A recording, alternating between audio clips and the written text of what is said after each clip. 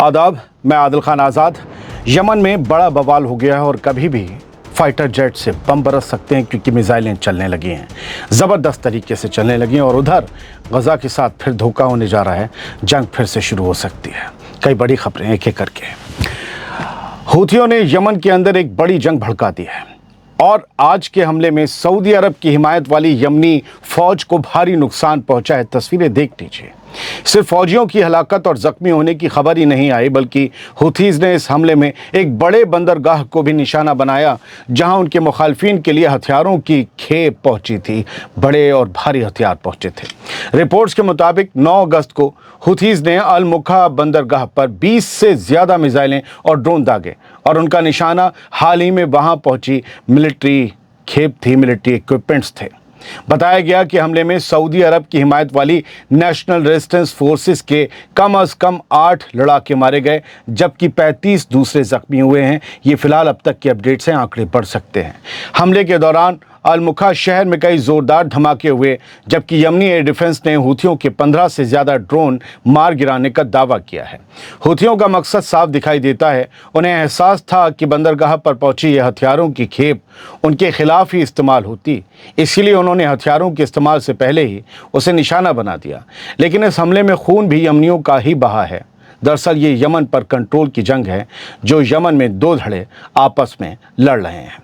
यानी यमन में Houthi resistance movement और सऊदी अरब की हिमायत वाली यमन की सरकारी फौज के बीच टकराव अब और ख़तरनाक होता जा रहा है और अल मुखा बंदरगाह पर यह हमला इसी बढ़ती जंग की एक नई बड़ी कड़ी है।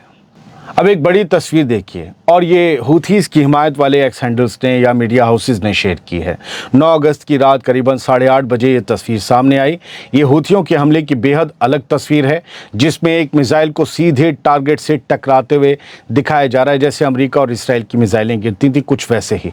दावा किया जा रहा है कि 9 अगस्त को यमन के अल मुखा बंदरगाह पर हुए हूथियों के हमले की ही तस्वीर है। दावा किया जा रहा है यहाँ सऊदी अरब की हिमायत वाली फौज के हथियारों के डिपो को निशाना बनाया गया।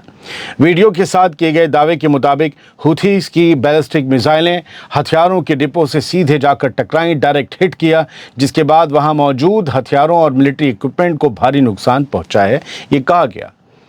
ये भी कहा गया है कि इस हमले में कुछ अफसरों, जिनमें सऊदी अफसर भी शामिल थे, उनकी मौत हुई। हालांकि इसकी कोई कंफर्मेशन सामने नहीं आई है कि कोई सऊदी अरब का ऑफिशियल वहां मौजूद था और उसकी मौत हुई है, लेकिन ये हो भी सकता है। बढ़ते हैं आगे। यमन की तस्लीम शुदा हुकूमत ने हूथियों के अल मुखा पोर्ट पर हुए हमले को दहशतगर्दाना हमला करार दिया है और हूथीज़ पर यमन के आम लोगों की बुनियादी ज़रूरतों को निशाना बनाने का इल्ज़ाम लगाया है। यमन की प्रेसिडेंशियल लीडरशिप काउंसिल, जिसकी मतलब हुकूमत अदन से चलती है, उसके सदर हैं रशाद अल अलीमी। इन्होंने कहा है आज कि हूथियों ने बंदरगाहों, एयरपोर्ट्स और खाने पीने की चीज़ों और ईंधन की सप्लाई को निशाना बनाकर यमनी लोगों की ज़िंदगी और मुश्किल बना दी है। यानी एयरपोर्ट्स वगैरह पर भी हमला हुआ है। अल अलीमी के मुताबिक अल मुखा बंदरगाह पर हुआ हमला हूथियों की उस पॉलिसी का हिस्सा है जिसके तहत वो यमन के अहम वसाइल और आम लोगों की रोज़मर्रा की ज़रूरतों को निशाना बना रहे हैं। उन्होंने कहा कि हूथी इलाकों की नाकेबंदी का इल्ज़ाम लगाते हैं, कहते हैं कि हमारे इलाकों की नाकेबंदी कर दी गई है, हमारे नाकेबंदी कर दी गई है, लेकिन दूसरी तरफ वही हूथीज़ बंदरगाहों, एयरपोर्ट्स और कमर्शियल फैसिलिटीज़ को निशाना बना रहे हैं, जिससे कमर्शियल जहाज़ों और खाने पीने की चीज़ों और ईंधन की सप्लाई को भी ख़तरा पैदा हो रहा है, जो यमन की आम गरीब आवाम को और तकलीफ़ पहुँचाने जैसा घिनौना काम है। ये रशाद का बयान है। यानी यमन की तस्लीम शुदा हुकूमत का कहना है कि हूथियों की लड़ाई अब सिर्फ फौजी ठिकानों तक महदूद नहीं रही, बल्कि बंदरगाहों और आम लोगों की ज़रूरी सप्लाई तक पहुंच चुकी है। हुथीज़ के हमले का बड़ा जवाब आ सकता है। फिर याद दिला दूं, सऊदी अरब, तुर्की, पाकिस्तान का एक डिफेंस पैक्ट बन चुका है, लेकिन ये हमला यमन की ज़मीन पर ही हुआ। लेकिन आज जो हमला सऊदी अरब में हुआ ऑयल रिफाइनरी पर, उसका जवाब आ सकता है। हुथीज़ बहुत बुरी तरीके से हमले कर रहे हैं। कुछ तो बेचैनी है, कुछ तो बड़ा हो रहा है यमन में, शायद ईरान से भी बड़ा। बढ़ते हैं आगे। अपनी सियासत बचाने के लिए जंग के भूखे बेंजामिन नेतन्याहू ने फिर से गजा की जंग को आग में झोंकने का प्लान बना लिया है और अब ऐसा लग रहा है कि उसने अमन का हर रास्ता बंद कर देने का फैसला कर लिया है। हुआ ये है कि नेतन्याहू ने डोनाल्ड ट्रंप के 15 पॉइंट वाले गजा पीस प्लान को मानने से इनकार कर दिया है, जबकि हमास इस प्लान पर हामी भर चुका है। ये 9 अगस्त की एक और बड़ी खबर है। इस्राएली प्राइम मिनिस्टर बेंजामिन नेतन्याहू ने साफ कह दिया है कि जब तक हमास पूरी तरह हथियार नहीं डालता तब तक इस्राएली फ़ौज गजा के किसी भी हिस्से से पीछे नहीं हटेगी, जबकि प्लान कहता है कुछ हथियार हमास डालेगा, कुछ इस्राएली फ़ौजी पीछे जाएंगे।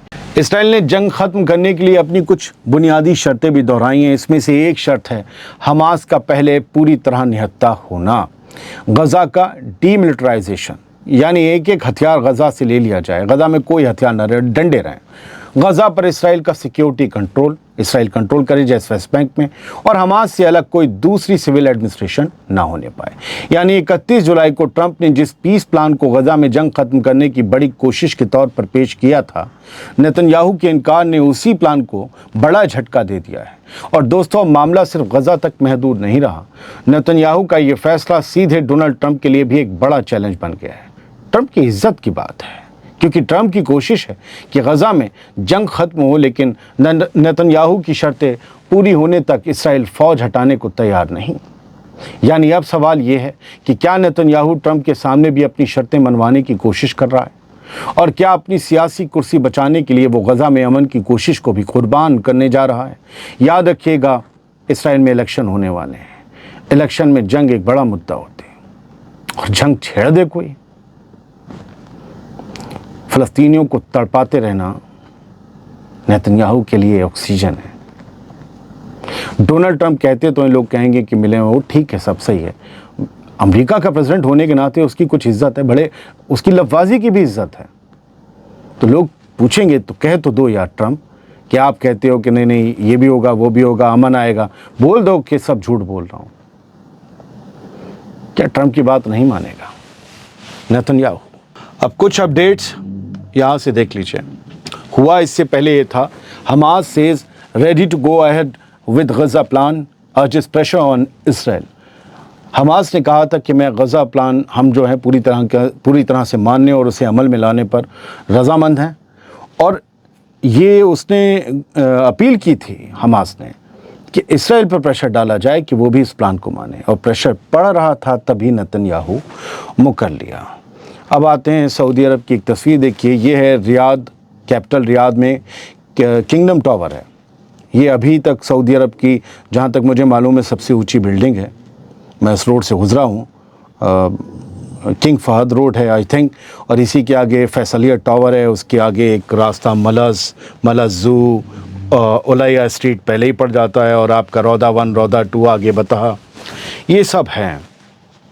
तो ये रोड जो है उस पर मैंने ये सब बता दिया। फिर भी इस पे 3 झंडे हैं किंगडम टावर पे, और इस 3 झंडों में एक सऊदी अरब का, एक तुर्की का, एक पाकिस्तान का।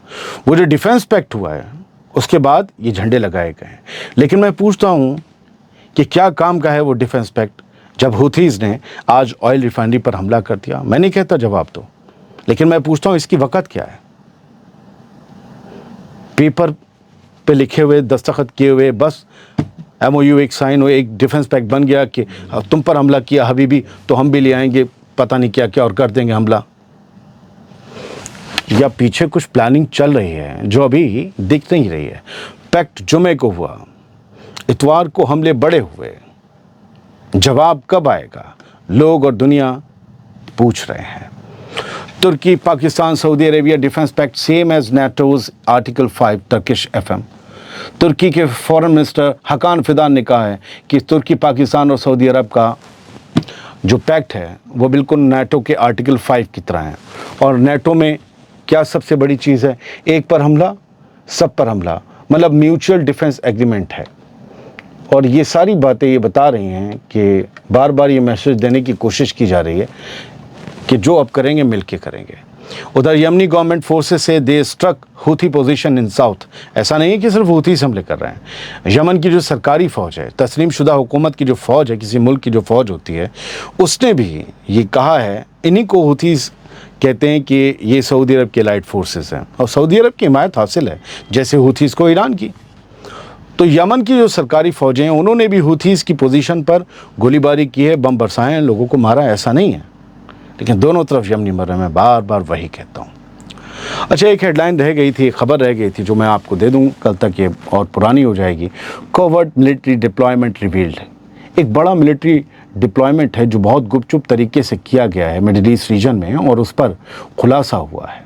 और खुलासा नाम का लफ्ज़ जेफीड जैसी इसराइली वेबसाइट खुद यूज़ कर रही है और कह रही है कि Italian armed forces station troops and fighters across gulf Nations.